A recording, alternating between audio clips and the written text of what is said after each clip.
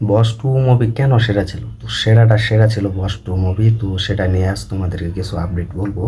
তো hi friends, আশা করি সবাই ভালো আছো। তো সেই প্রতি ভিডিওটি দেখবে। তো সাথে আছে আমি আরিফুল ইসলাম। তো আজকে আমরা আপডেটটা নিয়ে কথা বলবো, সেটা হচ্ছে বস টু মুভি নিয়ে। তো বস টু মুভি যখন রিলিজ হয়েছিল, তো এটা কিন্তু 2017 সালে এসেছিল বস টু মুভির আপডেটগুলো। তো সেটা কিন্তু অনায়াসে কিন্তু বাংলাদেশ প্রযোজনা এবং ইন্ডিয়া প্রযোজনা কিন্তু দুই রাষ্ট্রের প্রযোজনায় কিন্তু কাজ করেছিল এই বস টু মুভিতে। তো এটা কিন্তু এক অন্য ক্যারেক্টার হিসেবে কিন্তু সুভাষটা জিৎ ছিল। তো সুভাষটা জিৎ কিন্তু একটা মুভি যখন করে তাকে আমরা দেখতে পাই কতটা ভালোভাবে তিনি অভিনয় করেছেন।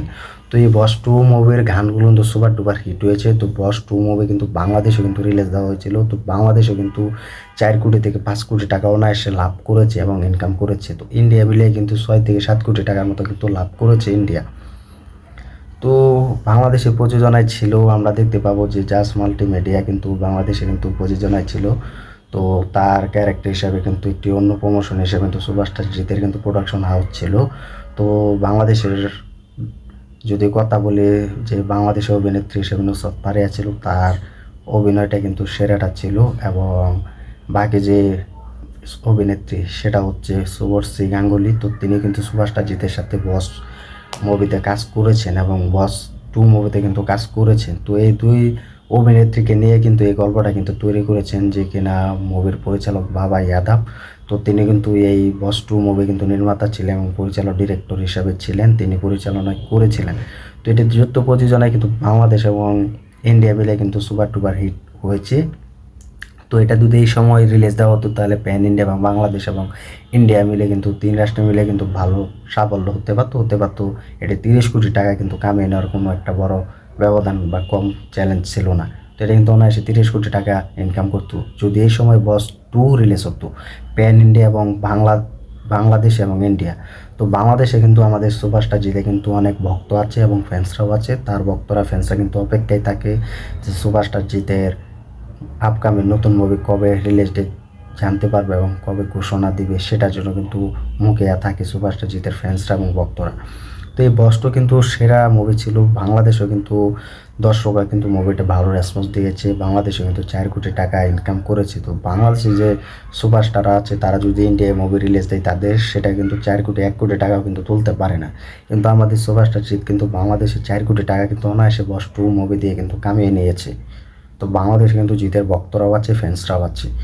তো এখন কিন্তু বাংলাদেশে এটি যখন রিলিজ হয়েছিল, গানগুলো যখন রিলিজ হয়েছিল, সেই গানগুলো দর্শকরা ভালো লেগেছে এবং ভালোবাসা দিয়েছে। এদের মধ্যে কিন্তু সেই গানগুলো কিন্তু তারা বাজিয়েছে। তো দর্শকরা কিন্তু বস টু মুভি যখন বাংলাদেশে রিলিজ হয়েছিল, বাংলাদেশে কিন্তু দর্শকরা দেখেছিল, ভক্তরা দেখেছিল। তো দর্শকরা বলেছে জিতের মুভি বাংলাদেশে রিলিজ হলে ভালোই লাগে, কারণ জিতের মুভি ভালো লাগে, জিতকে ভালোবাসে এবং জিতের মুভি ভালোবাসি। তো এই বস টু মুভি কিন্তু ভালো লেগেছে। তো জিতের মুভি হচ্ছে সুপার ডুপার হিট, এটা কিন্তু বাংলাদেশের দর্শকরা বলেছে, ভক্তরা বলেছে। তো এই জন্য কিন্তু জিতের মুভি কিন্তু সেরা ছিল।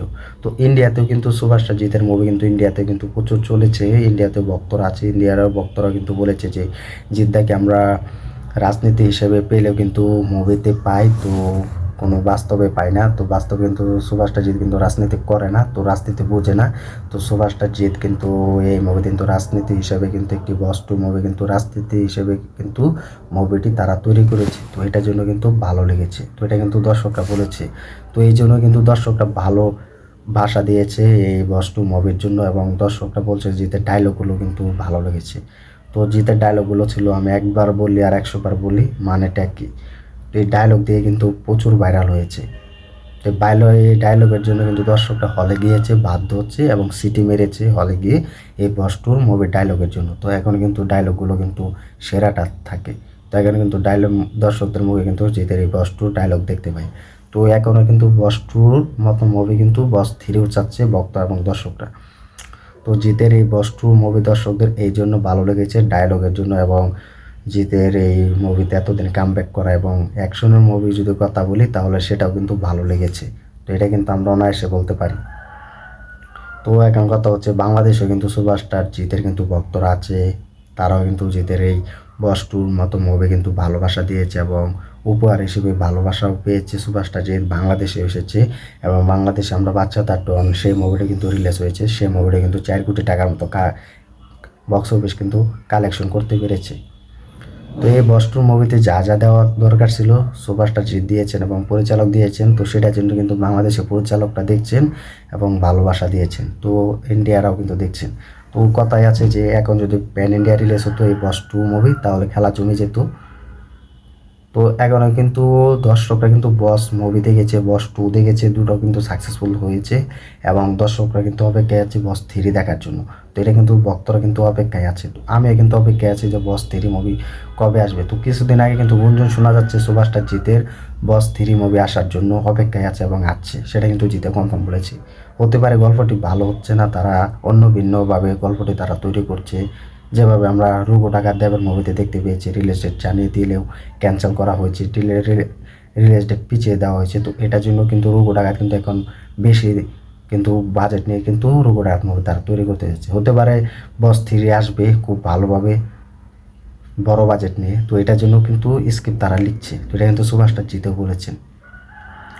তো এই জন্য কিন্তু সুভাষটা জিতে বস টু মুভি কিন্তু সেরা ছিল। তো তোমরা কমেন্ট করে জানিয়ে দাও সুভাষটা জিতের এই বস টু তোমার কাছে দেখলে এখনও কেমন লাগে, এবং এখনও যদি বস থ্রি আসে তাহলে কেমন অনুভূতি পাবে, কমেন্ট করে জানিয়ে দাও। আর যারা বাংলাদেশ থেকে ভিডিওটা দেখছো তারা কমেন্ট করে জানিয়ে দাও তোমরা জিতের মুভি কেমন লাগে। এবং জিতের এই মুভি এখনও জলসা মুভিজ একটি প্ল্যাটফর্মে কিন্তু চালানো হয়, সেই জলসা মুভিজ প্ল্যাটফর্ম কিন্তু সুভাষটা জিতের বস টু মুভি কিন্তু কিনেছিল এবং বস মুভি কিনেছিল।